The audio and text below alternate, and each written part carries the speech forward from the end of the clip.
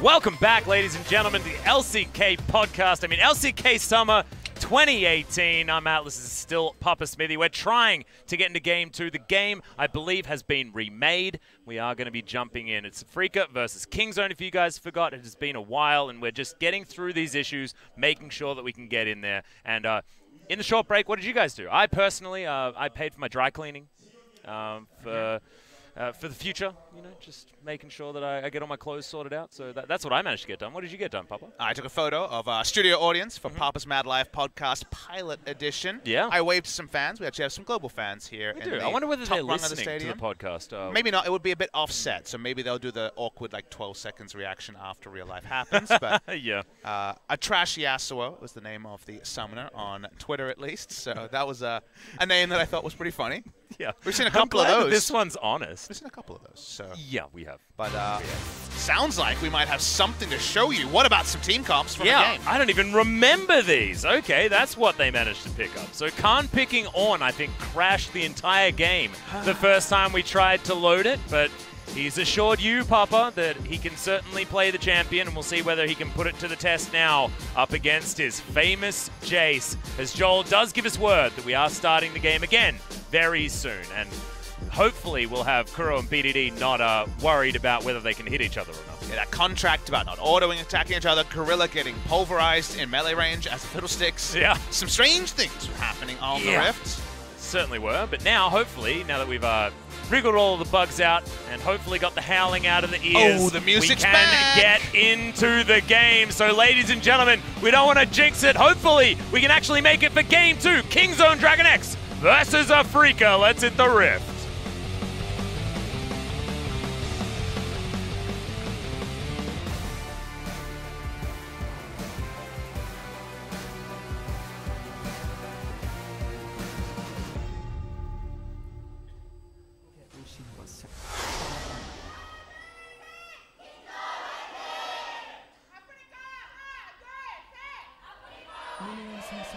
Kingzone fans very loud in the audience as we finally get into game number 2. It's been a little bit delayed. We'll see whether Kingzone can hold on to that momentum that they had from their win in game number 1. I mean, that momentum was a long time ago. As BDD Pick Me says, every team that isn't Kingzone around the world, maybe excluding SKT as well. Not sure why that dude was bottling himself. But, well, we were talking about glassing on a recent podcast on the LCK. Yeah. You obviously have a better idea of what that is. I do. My friend accidentally glassed himself once. It was pretty amusing. You know what the best part of that was? What? Afterwards, in the taxi, Brendan asked me what glassing was. He definitely didn't know, and it made it all the much better. That is so much better. I can't believe you just called him out. It's great. Oh. No, but why would he know what glassing was? He's American. It's an Australian that's true. thing. That is true. So that was we have beautiful. taught a lot of Americans what glassing is, though, in our time. Yes. I feel like that's what we've given to the... By hook or by crook. It's always good to give back, you know, always good to give back. And we might even give back to the viewers who enjoyed the podcast by giving them some sick League of Legos. Now, we're not sure. 1 minute 45 has happened without a pause. That's a record for us. Yeah, it's done really, really well so far. We might even be getting to Chrono Break territory if something actually goes wrong. Reminder of where Prey is at career-wise. 1492 kills, debuted in Champions Summer 2012. So one of our longest tenured players. I guess Ambition, Prey. Score is the longest tenured players. He's been there since the Invitational, but a lot of OGs still around the Korean League of Legends scene. And the comps, you know, obviously have to be refreshed in our minds. We're seeing Jace played by Keen against Khan on Orange, so opposite day in full effect on the top lane. Yeah, it's been a crazy day, most certainly. Mowgli paying some attention towards the top side, but you can see how incredibly defensively Khan is playing, despite the fact that he hadn't actually taken any poke just yet. BDD going to miss his first stun. Kuro will have a lot of damage potential here as far as poke is concerned with the range advantage, but all in could certainly be a thing here for BDD. And for the side of Afreeca, if you look at their comp, again, some of you seeing it for the first time after all the pauses, they have pick into poke. That's what they're trying to do. They're trying to use the Skarner ultimate and the Alistar, maybe even the synergy with the Swain. Man, you can pull people a long way with Skarner and Swain. With that duo to get a pick, and then Zoe and Jace will load up under a turret. But do note, that's two very distinct, different things. They have team fight, they have, say, a poke and a strong teamfight champion like the Swain Alistair. You can use that for a pick, but they also have 2 strong sieging champions, and there's always the risk that you do 2 things very well, but unfortunately can't find enough gold or success among those champions and end up with nothing rather than 2 strong areas. Yep. Meanwhile, the side of Kingzone, we're fighting, boys. Yeah, and Kingzone have been very good at that in the past. So sticking to what you're good at, certainly a fantastic strategy. They're going to continue doing so. Khan does have to prove to us that the Ornn is something that is actually in his wheelhouse. Of course, we know him as a very aggressive player. The tanks haven't really been his thing, and the Ornn definitely not one of the champions that he does like to play. But so far, it's just fine. Just chilling out here on the top side of the map, weathering the Jace Storm. And the Storm is in the bot side for the side of Kingzone. It's always good when both teams have a Storm, otherwise you end up just losing priority in the early game. The Jace Storm over the Ornn. Ornn can win trades, but obviously trimming the wave is the Jace. Controlling the wave more so is the Jace, especially if there is jungle control for the side of Afreeca, which you can see Mowgli is creating on the top side. Any vertical jungling on the top side, happy news for the Jace. On the bottom side, the Storm is that Prey and Gorilla are double ranged, and if Kramer and Tucson fail and all in, they just die. They also get poked out if they don't commit. So, given that the Skarner hasn't been there, it's been happy times for Prey and Gorilla, building up a big lead in this lane. They are. And at least there is at least some vision in that bottom brush. Of course, having Fiddlesticks invisible is always the most terrifying thing ever. As Mowgli is going to pay some attention here towards the bottom side of the map. Headbutt Pulve comes in. Good fear to stop it as the flash comes in from Tucson. They're looking for Prey and just in goes the Skarner. It's all too easy, but First Blood is going to go over to Prey as now Gorilla trying to get himself the hell out of there. Might actually have some CC available, but there's the never move. And Kramer's going to help lock that one down. So a 2-for-1 in favor of Afreeca. Ends up being a double kill. Should have been something that Kingzone's duo lane should have read. The moment that Peanuts saw that his Raptors was up, he should have said, where is Skarner? Where is Skarner? Question is, he had gone from top side to bot side. He had tried to transfer his power, taking the top side scuttle into playing bot side. And Tucson unengaged champions, a match made in heaven. I believe that was actually a minion he taxied to, or he just had enough range on the Pulverize to hit it. Tucson does go down for the first blood, but well, it's not on a Tom Kench. This time he's on a Fiddlesticks, so the double kill was always going to go to the side of Afreeca. Yeah, very nicely done. But good for Kingzone to be able to get one back and to get it onto their carry as well, because it means that he does get that Bilgewater Cutlass back, which is exactly what he wanted to use that teleport on in the first place. So continuing to build that lead ever further. And so despite the fact that, yes, the double kill went over to the side of Afreeca Freecs, the lane positioning and control certainly in the favor of Kingzone, because that's Exhaust Ignite in the hands of Kramer and Tucson, so not able to get back there immediately. Tucson's flash is down. In a vacuum, Prey and Gorilla will poke out, do very well in trades. So speaking of trades, we see Keen take his most aggressive one on screen at least. All right. Yeah, they are going to be able to get the stun here onto Prey, who flashes, trying to get out of the way of Tucson here. Remember, he does have some lifesteal, but Kramer just waiting for cooldowns. Never move going to be dodged, though, as he gets out of the way. The flash into the Force Lightning, and that's going to do it. The Drain Tank needs to be here, but he just gets booped out of it, and the double kill for the Swain means Afreeca Freecs well and truly on the board. See the expression on the face of Prey. He's frustrated. We didn't see how it started. I guess he was caught by a never move, perhaps. We usually talk about how the Swain player had a lot of experience on the champion and lose out. How many games of bot lane Swain has Prey played against? Let's see how this started. Yes, the never move into the passive, into Headbutt Pulverize. The sort of duo of skills you don't have to respect as a bot lane Lucian, plus a bot lane player very often. And from there, there's just no way for Prey to escape because Flash was still up. The only summoner in the bot lane still available on the side of the Afreeca Freecs, and 2 times Gorilla has realized he's done. Speaking of being done. Yeah, BDD is going to be able to get a whole bunch of resets onto Mowgli here as the Ram's going to come down and just boop the Skarner out of the way. More fighting even, as in goes Peanut. The Hextech ultimatum is good, but turret range means that he has to disengage. Goro taking a lot of damage here. Teleport from Keen. Might have been a little bit too much there as Tucson lying in wait here on the bottom side of the map as Vision of Empire just to try and get Prey out of the way. It's a lot of minions, but Tucson and Kramer are very far ahead here on this bottom side. Don't say we don't give you bang for your buck when we finally got 8 minutes of League of Legends. Had a lot of cool stuff happening. Prey this time a lot more respectful.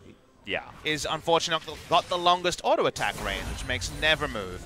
And Kramer just waiting and predicting where Lucian will go. Very possible for the chain we're seeing. So becoming a fan of this Swain-Alistar duo. We already said at the start of the season that Alistar X was the god tier Alistar plus non-marksman duo. And Alistar Yasuo for the Last Breath synergy. We're seeing Alistar and the Swain for the Swain passive, and just the lockdown duo between the two. Alistar Mordekaiser as well, fantastic. Yep. Give Mordekaiser some ability to CC someone, certainly good. And Kramer, when he hits level 9, will have a lot more wave control. If you're wondering what the latest nerf was to Swain post-MSI patch, it was just giving him back the old, longer cooldown on the Q in earlier levels. Yeah. Not going to be able to just be laser beaming people over and over again, yelling out unlimited power. Didn't work out so well for Mace Windu, we remember. The power is like for the Zoe this time. This BDD was on the Zoe in Game 1. Some of us will, of course, only be joining us now and missed his MVP performance. It was pretty impressive. The Aurelia from BDD, back to MSI. Very impressive in and of itself. Has two different people to assassinate. The Zoe and the Imposter AD carry in Jace. So side lanes in this game, 1-3-1 or even 4-1 with specifically the Aurelia could be sad times on the side of Afreeca. Oh, you saw Kingzone, almost some sad times for them, as well as Empowered Shock Blast from Keen's going to come down with the flash. Comes in, immediately answered by Keen, but he's too far forward. Hookshot is going to land the stun. The passive keeps Peanut alive, and a second kill for Khan's On. Keen went hunting, but he didn't go hunting at the right time. Thought it was hunting season. Instead, he was the one being hunted in that side. The flash and searing charge from Khan was really smart because he still had the own ultimate available. As we see some CC against the side of Kingzone. Yeah, and I thought Mowgli was going to flash to use the ult, but doesn't actually have to, as BDD does get the reset, tries to find more, but doesn't, as Kuro's going to be able to pick up that kill, helped by the exhaust. Afreeca Freecs taking control of this game when it's been seesawing based on this top lane performance from Khan. Blow for blow goes the game, but blow for blow usually is better for the team that is against the Jace rather than the team with the Jace. Jace does not have a CS lead, does not have the most turret damage as far as I could tell. Soon Frozen Heart on the way for Kingzone, but the kills have gone the way of Afreeca. The bot lane has done way better than we could have expected, especially given that Prey and Gorilla are on the standard marksman lane. Mowgli is topside, he's going to pick up the Rift Herald. This game is pulled at the seams by both teams, and the end result is a surprising amount of parity. Yeah. Mowgli going to be able to take down that Rift Herald, like you say, so that is another objective now in the hands of Afreeca. That's immediately a Rift Scuttler as well. So Mowgli in a good position despite what the CS numbers are telling you. Khan practically unkillable at the moment. He's going for the Frozen Heart build by the looks of things. I thought if anyone was going to go Iceborne Gauntlet, it would have been Khan, but looks like he's decided not to. Only really value against the Jace also. There isn't any other auto attackers on their side. Skarner, I guess you could say, but no, come on, let's be real. Yeah. So Iceborne Gauntlet would have had some value, but if we know someone who knows how to play Jace, you would think they'd know how to play against it. So I'm going to say defer to Khan on this one. Does it affect the W coming in from Jace? I don't know the exact interaction. I would say no, because it's a fixed number, but I don't actually know for sure. Maybe someone can tweet at us and give us the That'd be really cool. There. We apologize for not having all of the interaction information for you. There's only a few champions, so I should know every interaction between every ability and all of them, and they change all the time. Exactly. Why haven't you kept up? It's pathetic. I've been busy with something. I'm also really, really appalled that I don't remember as well. So don't worry. I'm also feeling upset. You appall me all the time, Alice. So thanks, man. Appreciate that. Item timings could be pretty clear here. Khan can pick up Frozen Heart, has it already. Trinity Force on the way from the Aurelia, should have it next by. Swain, I imagine, is going to go for the Zonias as just a face check use of the redemption there from Kuro. Yep. Prey has been doing his best to stay in this lane and is going to be ahead in farm. Absolutely no worries at all there, but 2-0-2 is Kramer. We're going to be looking to the Swain to control this game. Oh, Raptors has been a bad spot for Camille's in the past today. Yeah, certainly true. It's going to continue to be so. Mowgli does still have the flash and gets in there. All too easy. No stun to come down from BDD. And Afreeca Freecs just going to walk away with that kill. Blue side Raptors, 2 Camille's now die. Peanut has felt the wrath of a mid lane Zoe catching him unawares. It's another little advantage over the side of Afreeca. They can certainly run with it if we start to see Keen Taking down turret solo. One bad TP and maybe the game's over as turret dive attempted. In goes Tucson. It's a nice flash to the side just to try and get out of the way as the Vision of Empire is going to make sure that BDD is going to die. And there's a Rift Herald just to come in and add insult to injury and grab the first turret in the mid lane for the Afreeca Freecs. It's everything. It's the cake and eating it too They could for get Afreeca. They might even get a third charge out of Shelly here as they're going to, for now, abandon it.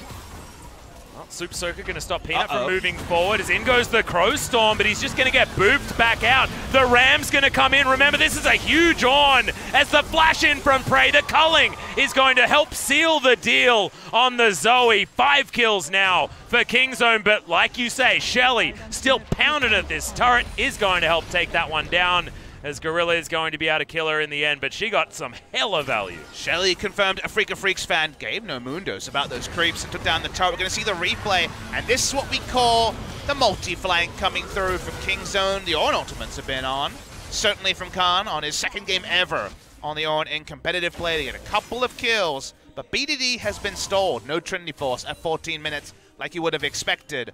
The bot lane allowed the roam up and the 2 turrets, not 1, but 2 turrets to go down with no cost in terms of those objectives.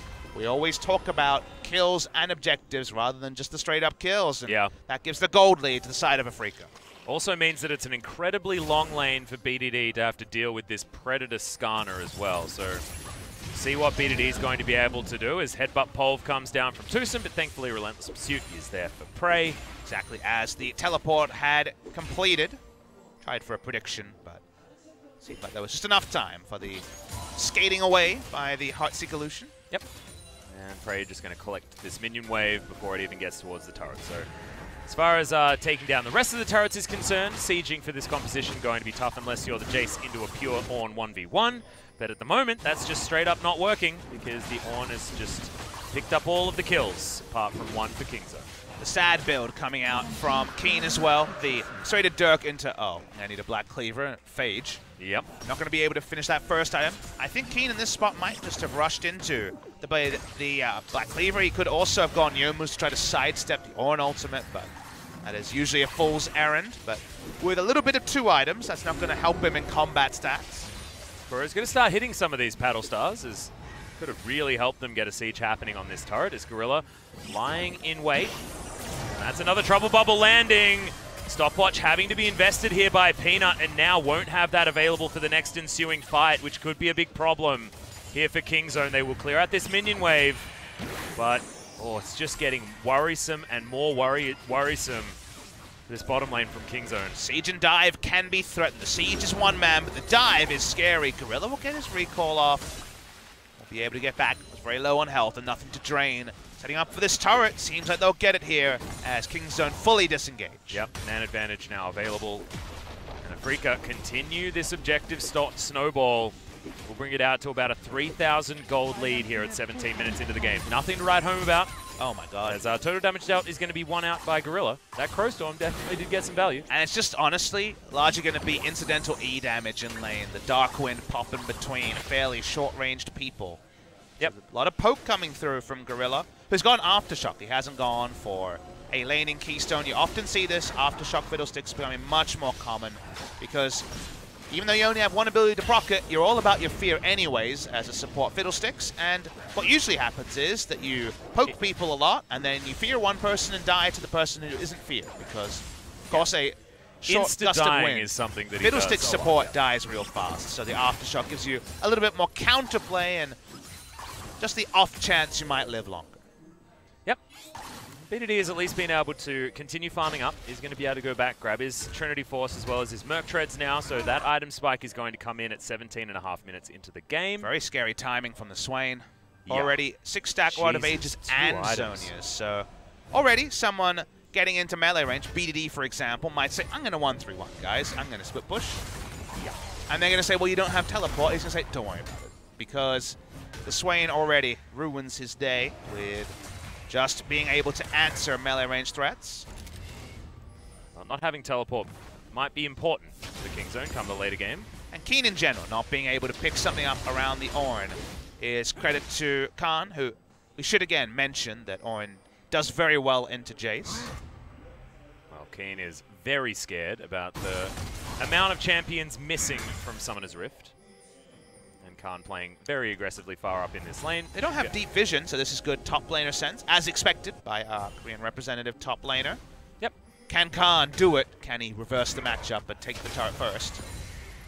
At the moment, it's looking like he should be able to. Accelerated Shock Blast, though, is going to deny the creeps, meaning that Khan isn't going to be able to get there and give some time for Afreeca Freecs to maneuver their bottom lane towards the top side of the map. Already seeing a recall from Lucian, so both teams ahead of this play. Yep. And the W going to come in there from Kramer. Just trying to deter Khan from continuing to stay in this lane. Lucian will be the most frustrated figure, only 10 CS ahead of a Swain in a duo lane and definitely behind in gold. The 2-0-2. Yep.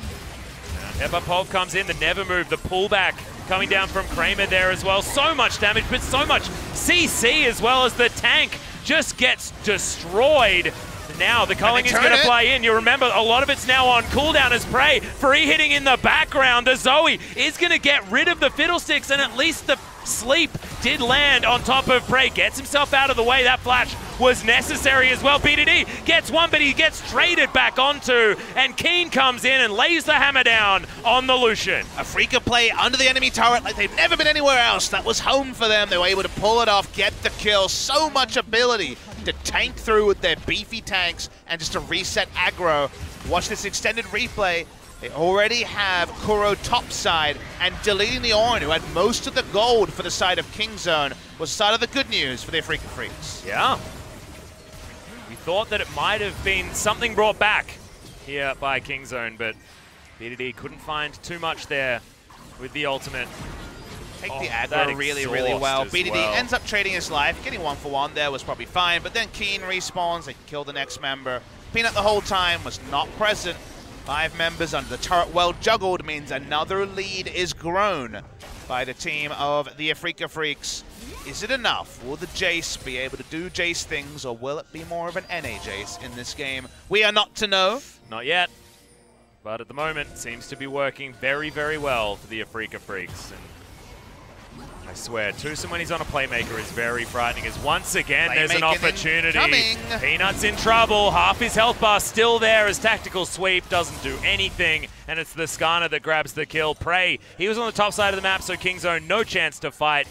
And it's Banners of Command coming in for Afreeca. This is their territory. They got their second one on the go, as well as Mowgli almost has his set up as well. Been a crazy stop-start game, but when we finally got multiple minutes of action, Afreeca have been trading and playing smarter than the enemy. We're going to watch the replay under the turret as the 0-0. What will the chat do about this? Yep. On the side of Kingzone. Layering circles. Peanut's dead, so they haven't got a smite here, so that's what happens for Kingzone. Crowstorm is available here, as in, oh my god, so much damage onto BDD, he's just dead. Straight up, Khan wants to boop them all up. He'll get a couple of knockups, but he's most definitely dead. Double kill now for Keen, who feels like he's coming online by getting these incidental teamfight kills. And Prey, he was just taking Raptors, nothing you could do to help.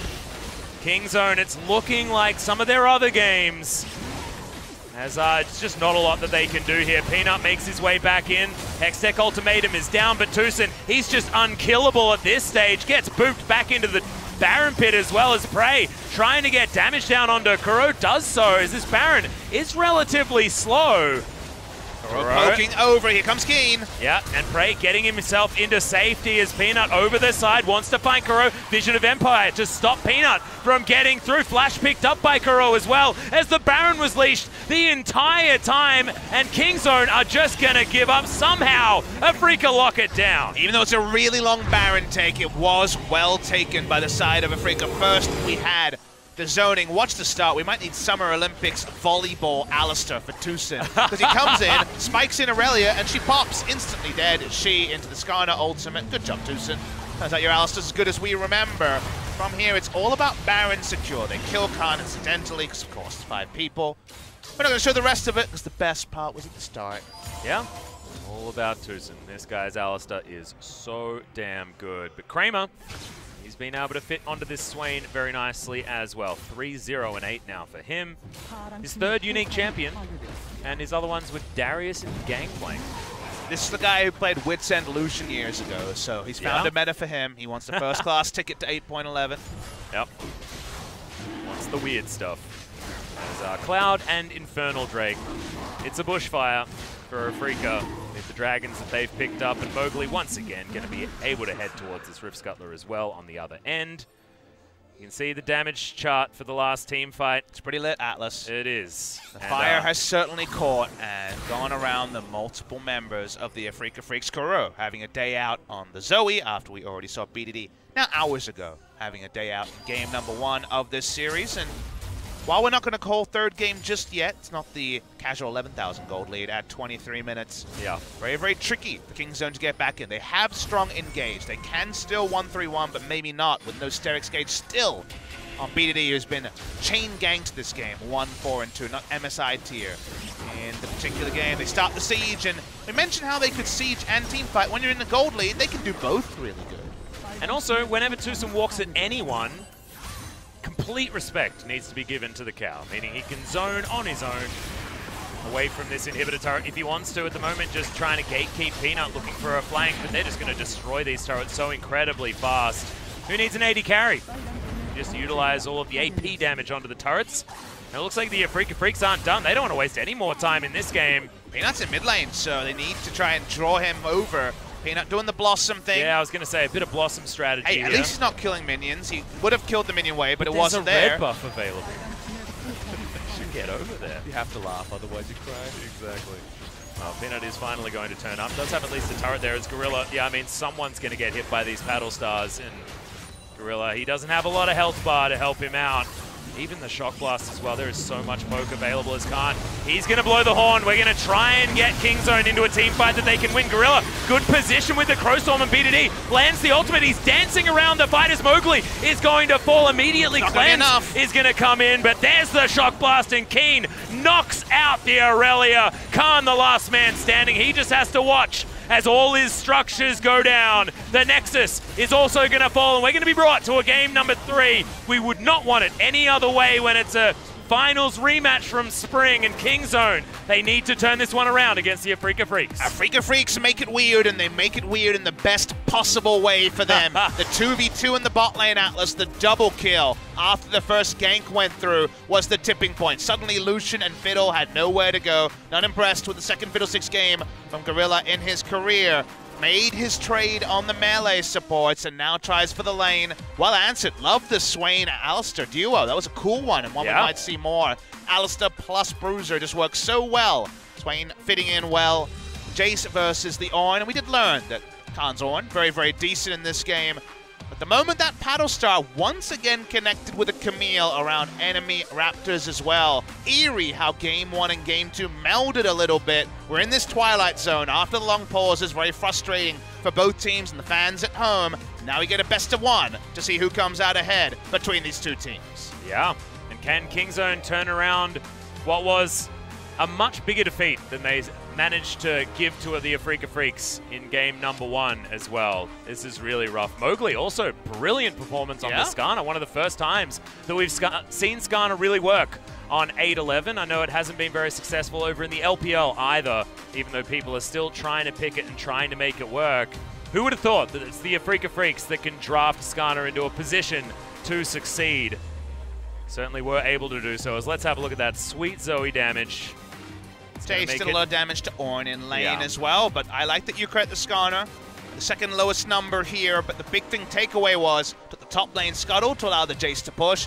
Then he was bot lane for that first gank, while the double kill sealed the lane after the gank. The gank started those dominoes toppling for the side of Kingzone. And also his first use of the Impale as well, the way that he held onto his flash instead of just blowing it immediately, understanding he didn't need to, meant that he had his flash available for his next Predator gank, which was incredibly well done and allowed the snowball to continue for the Afreeca Freecs. So it's not just young person sick mechanics showing, it's intelligent play, it's reserved play, and it's a victory as the 2 subs were subbed in. So guys, a short break and then game 3.